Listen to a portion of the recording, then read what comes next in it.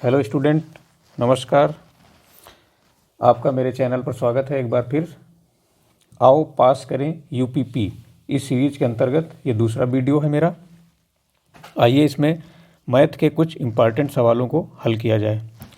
सबसे पहले दिया गया है, पहला क्वेश्चन है अंडर रूट, पूरे में रूट लगा हुआ है 424 प्लस फिर एक रूट लगा हुआ है, लिखा है 271 प्लस फिर एक रूट लगा हुआ है और लिखा हुआ है 324। इसका मान हमें ज्ञात करना है। इस प्रकार के प्रश्नों को हल करने के लिए सबसे पहले नीचे से रूट हल करना या पीछे से शुरू करते हैं। यहाँ पे सबसे पहले हम क्या करेंगे, 324 का वर्गमूल निकालेंगे तो ये हो जाएगा, पूरे का रूट लगा लेंगे, ये रूट लगा लेंगे 271 और 324 का होता है 18। 271 प्लस यहाँ 18 हो जाएगा, ये 424 पहले से यहाँ लिखा हुआ है। अब ये बराबर हो जाएगा 271 और 18 को अगर हम जोड़ेंगे तो ये हो जाएगा अंडर रूट 289 प्लस 424 पहले से लिखा हुआ है। हम जानते हैं कि 289 जो है 17 का वर्ग होता है, अर्थात 289 का वर्गमूल जब निकालेंगे तो आ जाएगा 17 और प्लस 424 ये लिखा हुआ है बराबर रूट 424 में 17 जोड़ेंगे तो हो जाएगा 441 और 441 का रूट निकल आएगा 21। ये आपका हो गया आंसर। ऑप्शन नंबर 4 इसमें सही है। अगला प्रश्न देखते हैं। लिखा है 9409 फूलों से उतने ही माला तैयार करना है जितना प्रत्येक माला में फूलों की संख्या होगी। इस तरह से कितने माला तैयार किए जाएंगे। इस प्रकार का प्रश्न आता है तो सीधा वर्गमूल का प्रश्न रहता है। इसका हम वर्गमूल निकाल लेंगे।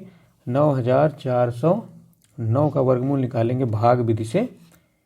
भाग विधि से वर्गमूल निकालने के लिए क्या करते हैं, सबसे पहले इस प्रकार चिन्ह बनाने के बाद जोड़े बना लेते हैं।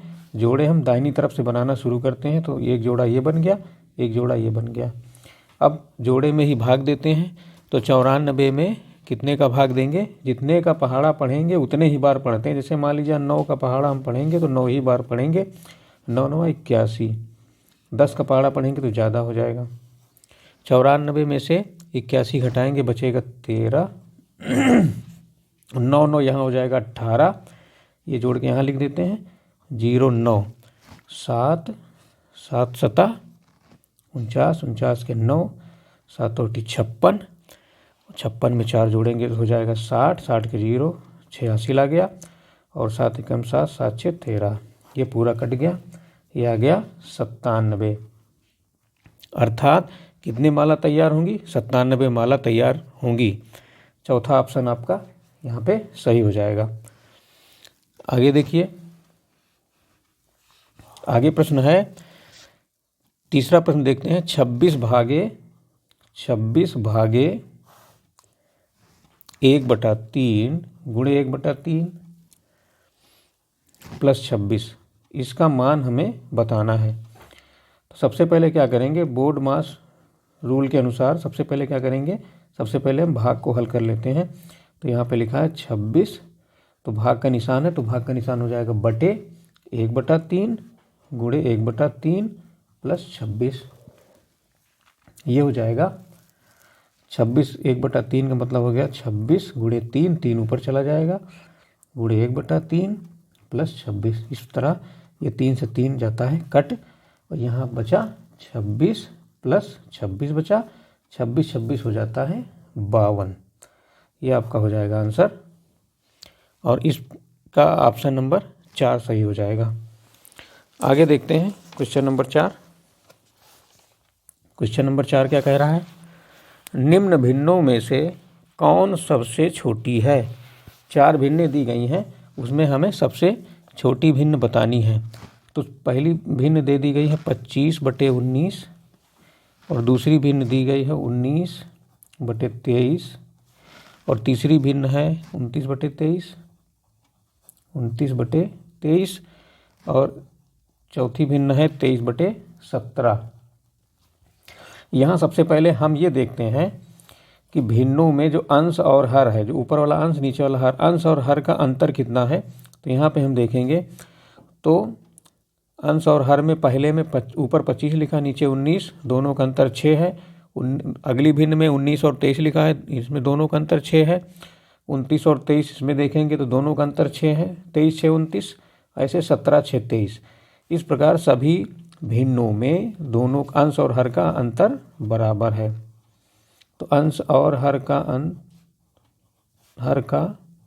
अंतर समान है। जब भिन्न में अंतर समान हो और हर छोटा हो, अंश बड़ा हो, तो उसमें जो भी सबसे बड़ी दिखाई पड़ने वाली भिन्न होगी वो छोटी भिन्न हो जाएगी। यहाँ पे 19/23 देखने में बड़ी लग रही है, लेकिन यही सबसे छोटी भिन्न हो जाएगी। हमारा आंसर हो जाएगा 19/23। ऑप्शन 4 सही है। इसकी शर्तें हम एक बार और देख लेते हैं। सबसे पहली शर्त क्या होती है, अंश और हर का अंतर समान हो सभी भिन्नों का। उसके बाद हम ये देखते हैं कि हर जो है अंश से छोटा होना चाहिए। जब ये दोनों चीज़ें मिल जाएं तो हम देखेंगे कि जो सबसे बड़ी भिन्न देखने में लगती होगी वही सबसे छोटी हो जाएगी। यहाँ पे ऑप्शन नंबर 4 सही हो जाएगा। आइए आगे देखते हैं क्वेश्चन नंबर 5। क्वेश्चन नंबर 5 में लिखा हुआ है 5 की पावर 3 गुणे 3 स्क्वायर गुणे 2। अगला फ्रैक्शन है 5 स्क्वायर गुणे 3 स्क्वायर गुणे 2 की पावर 3, 2 गुणे 5 की पावर 4, 3 स्क्वायर। इनका मासा निकालना है। इन तीनों फ्रैक्शन का हमें मासा ज्ञात करना है प्रश्न में। तो सबसे पहले इस प्रकार की संख्याओं का, इस प्रकार के व्यंजकों का मासा निकालने के लिए सबसे पहले कॉमन संख्याएं जो लिखी होती हैं उन्हें हम ले लेते हैं। तीनों में जो जो कॉमन होता है, यहाँ 5 है, यहाँ 5 है, यहाँ 5 है, 5 ले लिया, गुणा का निशान लगा दिया। अगर मासा हम निकालते हैं तो यहाँ 3 है, यहाँ 3 है, यहाँ 3 है, 3 ले लिया, और तीनों में 2 2 है तो 2 ले लिया। अब देखेंगे सबसे छोटी घात वाले को ले लेते हैं। तो 5 में सबसे छोटी घात यहाँ पे है 5 की पावर 2, और 3 में सबसे छोटी घात यहाँ पे 3 है, 2 है, 3 2 है, सब में स्क्वायर है तो इसका पावर 2 ले लेंगे। और आगे 2 में सबसे छोटी 2 है तो 2 को ले लिया। अब इसका हम गुणा कर लेंगे आपस में। 5 का स्क्वायर हो जाएगा 25, 3 का स्क्वायर हो जाएगा 9 गुणे 2, तो 25 दूना 50, 50 गुणे 9 बराबर 5 9 45, 450। मासा हो जाएगा 450। ये हो जाएगा आपका आंसर। ऑप्शन इसका सही हो जाएगा 3। क्वेश्चन नंबर 6 देखते हैं। क्वेश्चन नंबर 6 कह रहा है दो संख्याएं 3:8 के अनुपात में हैं। दो संख्याएं दे दी गई हैं जो 3 और 8 के अनुपात में हैं। यदि बड़ी संख्या को 34 से कम कर दिया जाता है तब वह 38 हो जाती है। तो छोटी संख्या क्या है? अब देखें तो दोनों संख्याओं का अनुपात 3:8 है, तो छोटी संख्या हो जाएगी 3 और बड़ी संख्या हो जाएगी 8। तो मान लेते हैं छोटी संख्या बराबर 3x और बड़ी संख्या बराबर हो जाएगी 8x। बड़ी संख्या बराबर हो जाएगी 8x। प्रश्नानुसार कह रहा है कि जब बड़ी संख्या में से 34 कम कर दिया जाता है, अर्थात बड़ी संख्या है 8x, इसमें से 34 कम करना माने घटा दिया गया, तो लिख देंगे 8x - 34। तो यह घटाने पर हो जाती है 38, तो बराबर हो गया 38। यह बन गया हमारा फ्रैक्शन बन गया। अब हो गया 8x बराबर 38 + 34। 8x बराबर 38 और 34 को जोड़ेंगे तो हो जाएगा 72। 8 4 12 3 6 1 7। तो x बराबर हो गया 72/8। 8 से 72 को काटेंगे आ जाएगा 9। तो यहाँ पे x का मान आ गया 9। x की वैल्यू आ गई 9। और हमने ये क्वेश्चन में पूछ क्या रहा है कि छोटी संख्या बताओ, तो छोटी संख्या को हमने माना था 3x, तो ये हो जाएगा 3 × 9 बराबर 27। तो छोटी संख्या हो जाएगी 27। ये आपका हो गया आंसर। ऑप्शन नंबर 1 इस प्रश्न में सही हो जाएगा। क्वेश्चन नंबर 7 देख लेते हैं। क्वेश्चन नंबर 7 देखते हैं। एक पंखे के अंकित मूल्य पर 20% तथा 10% की क्रमागत छूट दी जा रही है। दो छूट दी जा रही है, सबसे पहले 20% फिर 10%। यदि उसका अंकित मूल्य 800 रुपये हो तो वह ग्राहक को कितने रुपए में मिलेगी, कितने रुपए में पंखा वो ग्राहक को मिलेगा छूट देने के बाद। तो सबसे पहले हम देख लेते हैं, यहाँ पे सीधा सीधा 800 रुपये अंकित मूल्य है उसका, 800 रुपये। उस अंकित मूल्य पे छूट कितने की मिल रही है, एक तो 20% की, एक 10% की। तो क्या करते हैं, इसमें गुणा करके 100 माइनस 20/100 और फिर गुणा करके लिख देंगे 100 माइनस 10% छूट में 100 माइनस 10/100। बस यही ट्रिक रहती है।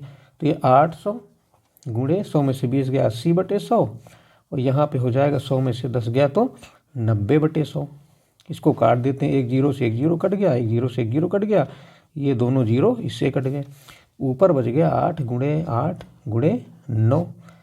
तो हो गया 8 × 64 गुणे 9। 64 में जब हम 9 का गुणा करेंगे तो आ जाएगा 576 रुपये।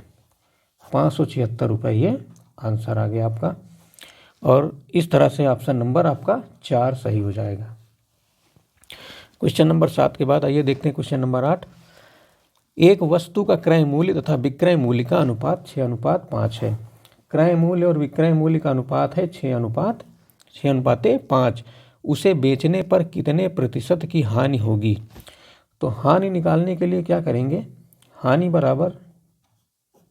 बराबर क्रय मूल्य और विक्रय मूल्य का अंतर कर लेंगे, 6 - 5 घटा देंगे, बटे में हम लिख देंगे 6, बटे में हम क्या लिख देंगे, क्रय मूल्य 6 और गुणे 100। बस यही इसकी ट्रिक होती है। इससे पहले भी हमने इसके बारे में बताया था।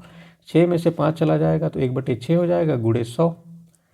6 से हम 100 को जब काटते हैं तो ये आ जाएगा 16 सही 2/3%। इसको कैसे काटते हैं आइए हम देख लेते हैं, सही बटे में कैसे भाग दिया जाता है एक बार जान लेते हैं। अगर मान लीजिए हमने 6 से 100 में भाग दिया तो कितनी बार जाएगा, 6 × 9 6, यहाँ बचा 4 हो गया 40, फिर जाएगा 6×6 36, शेष बच गया 4। ऐसे यहाँ से चलते हैं 16 सही 4/6, यहाँ लिखा 16 सही 4/6। अब देखिए इसको हम काट सकते हैं 2 से, तो 2 दूनी 4 2 3 6, तो हमारा ऑप्शन आ जाएगा 16 सही 2/3%। इस तरह से इसको निकाल लेते हैं। तो इस प्रश्न में ऑप्शन नंबर 2 सही हो जाएगा। आइए स्टूडेंट आगे देखते हैं क्वेश्चन नंबर 9। कोई राशि 7 वर्षों में 5 गुनी हो जाती है, वह कितने वर्षों में 13 गुनी हो जाएगी। जब भी कोई राशि हमें दी जाएगी, अगर उसे कहते हैं कि इतने वर्ष में इतने गुनी हो जाती है तो कितने वर्ष में इतने अमुक गुनी हो जाएगी। तो ऐसे प्रश्नों को हल करने के लिए एक ट्रिक होती है, इसे हम समझ लेंगे।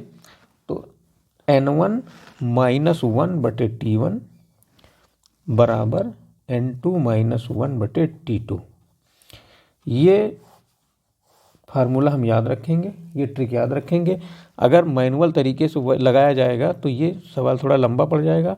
इसे हम अगर याद रखते हैं तो बहुत आसानी से लगा सकते हैं। N1 का मतलब होता है कि सबसे पहले कितने गुनी हो जाती है।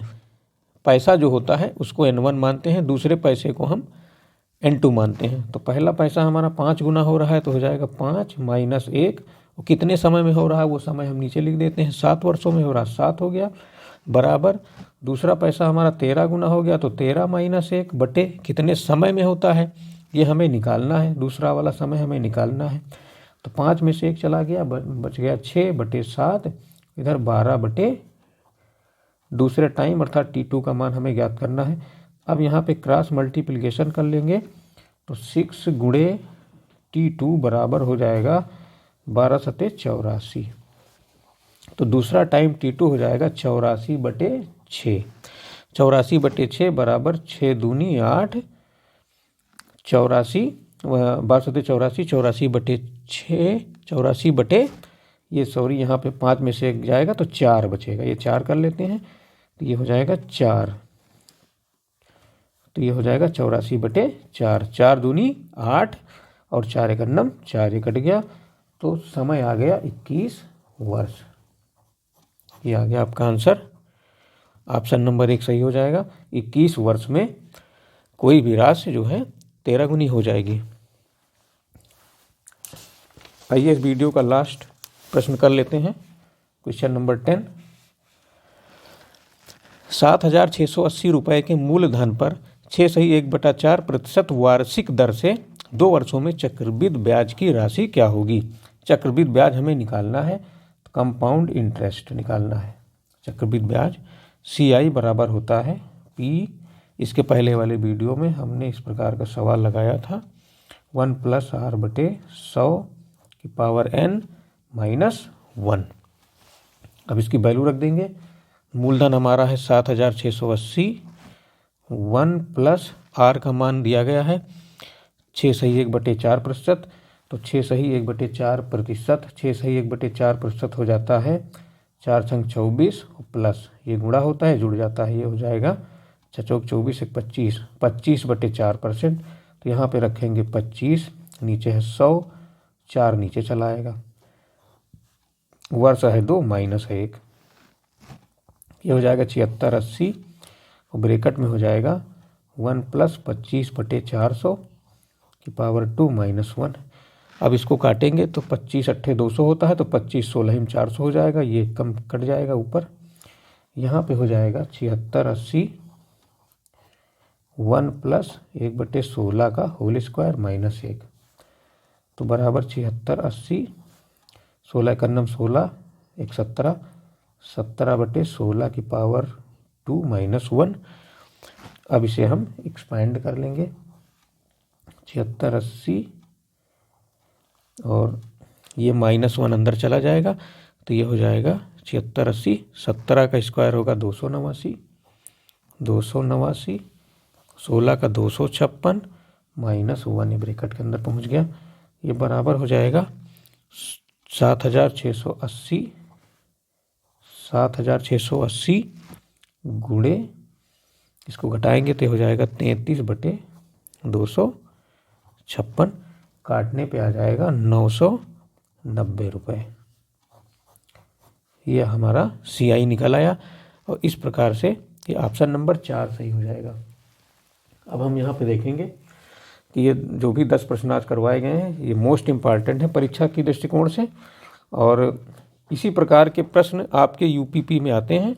आगे भी हम वीडियो में इसी प्रकार के प्रश्न सॉल्व करते रहेंगे।